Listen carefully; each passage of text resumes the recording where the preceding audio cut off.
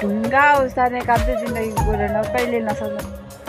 आइज बाख्रा आइज घरमा मात्र आइबस्यो। अस्तिको पानीले गर्नु गरेको यो चाहिँ हो। यहाँ हेर्नु लास्ट साथीहरू, नमस्ते and good morning. Welcome back to our channel साथीहरू। न्यू डे न्यू ब्लगमा स्वागत छ हजुरलाई फेरि पनि साथीहरू। अनि म चाहिँ एकदम सन्चै छु अनि हजुरहरू पनि एकदम सन्चै हुनुहुन्छ होला भन्ने आशाका साथ यो भिडियो स्टार्ट भइसकेको छ साथीहरू। अनि साथीहरू आज चाहिँ त घाम लाग्यो त घाम हिजो पानी पर्न लागिरहेको थियो होइन, पानी पर्ला जस्तो भइरहेको थियो। आज चाहिँ त घाम लागिरहेको छ त अनि घाम आइपुगेको छैन होइन, तर यता हेरौँ न यता पहाडीतिर चाहिँ आइपुगिसक्यो घाम चाहिँ। हाम्रोमा चाहिँ अलिक ढिलो आउँछ क्या साथीहरू। अनि त्यही भएर अहिले घाम आइपुगिसकेको छैन। हाम्रोमा चाहिँ शीतल भइरहेको छ अहिले चाहिँ। अनि आज चाहिँ घाम लाग्ने रहेछ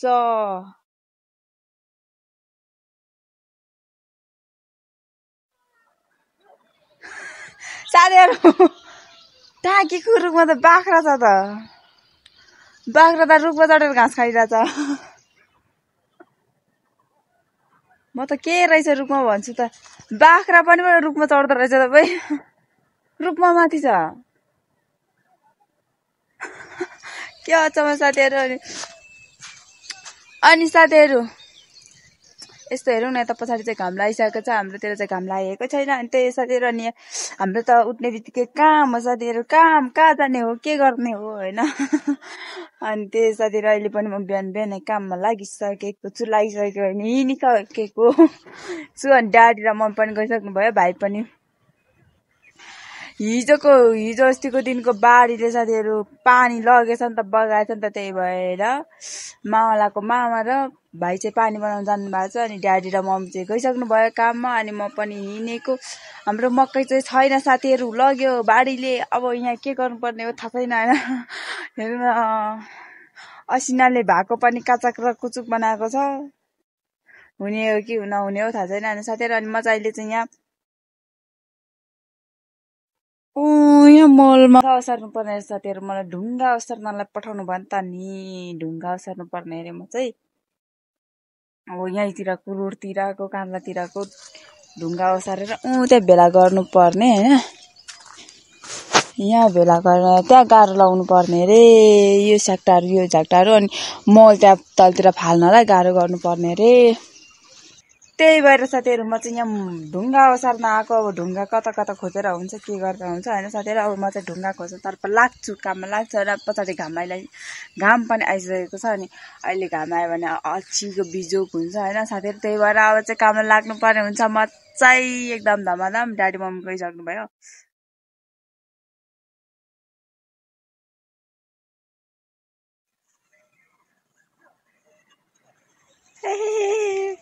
गर्नु अरे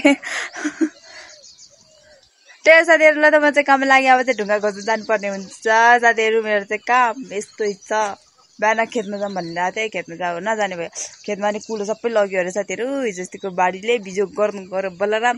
अनि ल त साथीहरू म चाहिँ काममा लाग्छु, ढुङ्गा खोज्नतर्फ लाग्छु म चाहिँ साथीहरू। म एक्लै हो काममा। अब मैले चाहिँ ढुङ्गा पनि ओसारिसकेँ। ढुङ्गा ओसार्ने काम चाहिँ जिन्दगीको कहिले नसक्ने भयो साथीहरू। जति बेला ढुङ्गा ओसार्नुपर्छ होइन, कहिले कता होइन। अनि मैले सक्ने जति ढुङ्गा चाहिँ ओसारी पनि सकेँ। अनि अब चाहिँ नसक्ने मात्रै छ। अनि त्यो चाहिँ अब फुडाएर भरेर गर्नुपर्छ। मैले चाहिँ अहिले चाहिँ सकाएँ। अनि अब चाहिँ म घर जानु पर्यो। के गर्नु त अब यहाँतिरको नजिकतिरको रोडतिरको सबै ढुङ्गाहरू चाहिँ ओसारिसक्यो मैले होइन। सक्ने चाहिँ नसक्नेहरू त सक्दिनँ म। त्यही भएर अनि चल्दिएको घरतिर अब चाहिँ। अनि अब भएर चाहिँ ड्याडीहरूसँग सबैसँग आएर हमर ल्याएर फुटाउँदा मात्रै सकिन्छ, नत्र त नसक्ने भयो। अनि त्यही भएर घर हिँडेकोमा चाहिँ अब यो बाख्रा कराउनु थालिसक्यो। यसलाई के गर्नुपर्ने, अब यो बाख्राहरू पनि छोड्नुपर्ने हुन्छ साथीहरू। तिमीहरूलाई चाहिँ घरमा आइहाल्नुपर्छ फेरि। हेर्नु साथीहरू खाना खाएर नि गोठा लगाइसकेको। यो बाख्राहरू चाहिँ कति कुदे अहिले ड्याडीले तल लाएर आउनु भएको थियो, फेरि अहिले नि घरमा आइपुगेछ। यो चाहिँ खन्टी हेरौँ न, बिचरा मेरो बाख्रा खन्टी पनि छ मेरो बाख्रा। अनि अस्ति चाहिँ खोडे पनि थियो साथीहरू। बाख्रा परिको छ हाम्रोमा। अस्ति खोडे थियो, अहिले खन्टी छ। त्यसो भएपछि नामै क्या साथीहरू, खन्टी र खोडे बसिरहेको थियो नामै। अहिले चाहिँ खन्टी छ। गोठालो साथीहरू यस्तो चर्को घाममा एकदम चर्को घाम लागिरहेको छ। बाख्रा घरमा आएको गर्छ अनि घरमा भन्दा नि बारीमा आएको गर्छ क्या। कहिले यता कहिले उता अनि त्यो कुन्ताको शेर्पाले हानेर मर्न लागिरहेको छ मकैहरू पनि। त्यो पनि खाइदियो भने बिजोग भइहाल्यो नि। अनि त्यही भएर गोठालो लागिरहेको छु म चाहिँ। बिजोग छ। कति चर्को घाम लागेको, कति चर्को घाम लागेको। यो बाख्राहरूले मलाई बसी खान दिएन। यति कुदाउँछन् यति कुदाउँछन्। यहाँ अब एकछिन आएर शीतलमा बसेको कि एकछिनमा फेरि आइपुगिहाल्छ यो बाख्राले त। भन्नु पर्दाखेरि यहाँतिर चाहिँ मकै नै खाइसकेछ नि त बाख्राले। तर म गोठालो हुँदा चाहिँ खाएको छैन यहाँ चाहिँ साथीहरू। म हुँदा चाहिँ खाएको छैन अरूको। ल हेरौँ न बाख्रा यता लगाएको माथि निस्किसक्यो। अब यताबाट माथि माथि घुम्दै घुम्दै तल आइपुगिहाल्छ। अनि यस्तो छ क्या बाख्रा। कपालमा मैले कहिले तेल लाउँदिनँ थिएँ, आज लगाइदिएको तेल बढी भए जस्तो छ। आइयो म कपालमा कहिले तेलै लाउँदिनँ र कपालै कस्तो ड्राई छ क्या बढी मेरो चाहिँ। यस्तो छ कपालको हालत। अनि यस्तो चर्को घाम छ। फेरि शीतल पनि छैन क्या यति बेला चाहिँ कतै पनि। अस्ति सबै बोटहरू काटेर होइन। अनि यहीँ मात्रै छ क्या शीतल थोरै। अनि यहाँ बसेको बाख्रा फेरि आइपुगिहाल्छ है, आइपुगिहाल्छ। ऊ आइसक्यो अब घुम्दै घुम्दै आउँछ क्या। यिनीहरूको त कहाँ छ र अनि ढङ्ग त भन्नु। अनि गोठालो गर्दै अनि बिहान थोरै ढुङ्गा ओसारेको थियो। अनि फेरि आज पुग्दैन अरे। अनि ओसारेर अब त्यहाँ पर गाह्रो गर्नुपर्ने भनेर थियो।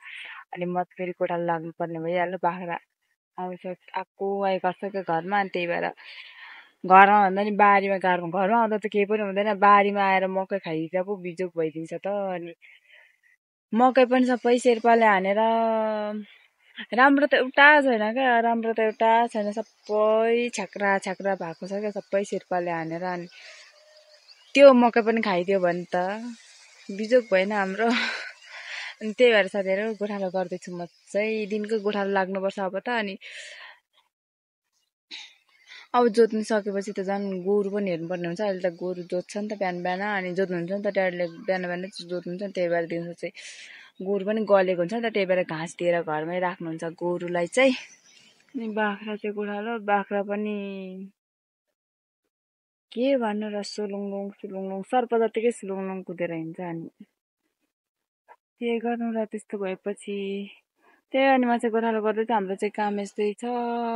जबोली मकै छरेर सकेको छैन। अब त घाम झुल्क्यो, घाम झुल्क्यो। आजबाट त यस्तो चर्को घाम झुल्किरहेको छ। अनि हिजो त पानी पर्ला जस्तो भइरहेको थियो। अनि एकछिन धुम्मिने अनि हावा चल्ने त्यस्तो भइरहेको थियो। आज त फेरि चर्को घाम लागिरहेको छ। पानी अब फेरि सक्यो कि क्या हो। गर्नु गरौँ त त्यो पानीले त। अनि हाम्रो त बारी बगाएर खेतमा कुलो पनि लगेको छ अरे। अब कहिले बनाउनु त्यो बिजोग भइरह हाम्रो। अनि यति धेरै हानि गर्यो नि, यति धेरै घर पनि बिगाएर क्या। घर पनि मान्छे नबसेको जस्तो बनाएको छ क्या, लिप्नु पनि भ्याएको छैन। अनि फेरि माथि क्या यस्तो माथि घरको धुरीदेखि तलसम्म चाहिँ बरान्डासम्म चाहिँ छड्के पानी आएको थियो नि त। त्यही भएर सबै हानिदिएर कस्तो भइरहेको छ। अनि हावाले छड्के पानी ल्यायो क्या। अनि त्यस्तै शेर्पा पनि अनि बेहाल बनायो, हाम्रो बेहाल बनायो यो पानीले। त्यो पनि त्यो दिन पुरै आएको भए त के हुन्थ्यो होला नि साथीहरू। तर त्यो 1 घन्टा 2 घन्टा मात्रै आयो क्या। 1 घन्टा 2 घन्टा पनि बढी आएन होला। एकछिन आएको तर खतरा आयो क्या एकैछिनमा। पहिले अलिअलि फिसफिस तर ठुलो ठुलो ठुलो ठुलो थोप्ला झरेको थियो। अन्त एकैछिन त जटङ टङ टङ झरेर त बिजोग बनाइहाल्यो नि। एकैछिन त खोला बगिहाल्यो नि। खेतमा नि गएको छैन, खेतमा नि कुलो लगेको छ अरे। अब कहिले लानुपर्ने कहिले बनाउनु पर्ने थाहा छैन। अहिले चाहिँ घरमै काम सकेको छैन। त्यही भएर हामी चाहिँ गएनौँ आज। अनि अब मैले बनाउनु सक्ने होइन, त्यही भएर म एक्लै गएर हुँदैन। त्यही भएर अब चाहिँ गयौँ भने चाहिँ बनाउने गरिने जान्छ मलाई थाहा छैन।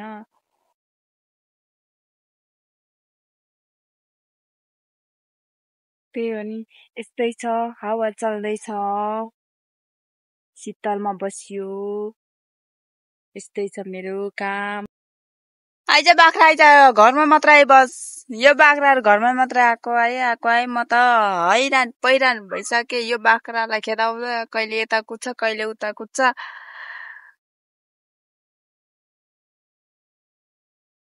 के भन्नु र यो केसलाई के गर्नु र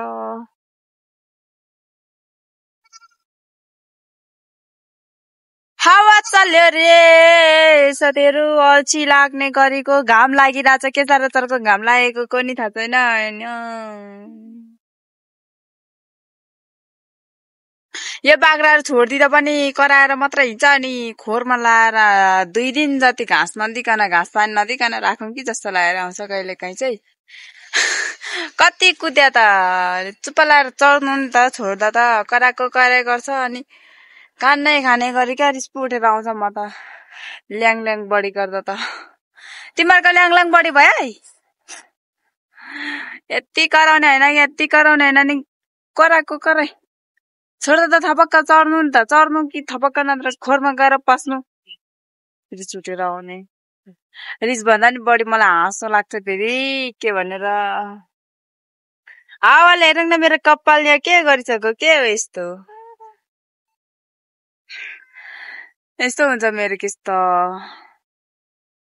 बिजोक छ त अनि बिजोक रमाइलो बिजोक मम्मीहरू चाहिँ एकदम धमाधम काममै हुनुहुन्छ अनि म चाहिँ यहाँ बाख्रा हुन्छ अनि रुँगे पानी आयो कताको पानी आयो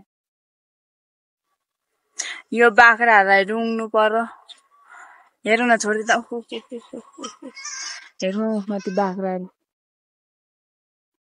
के भइहिँडेको यिनीहरू के भइहिँडेको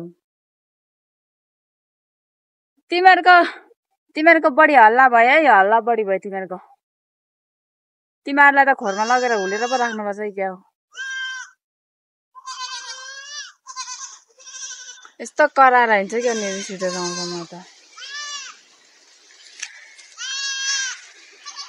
गोठाले जिन्दगी मस्त हे के पो गीत चलेको छ नि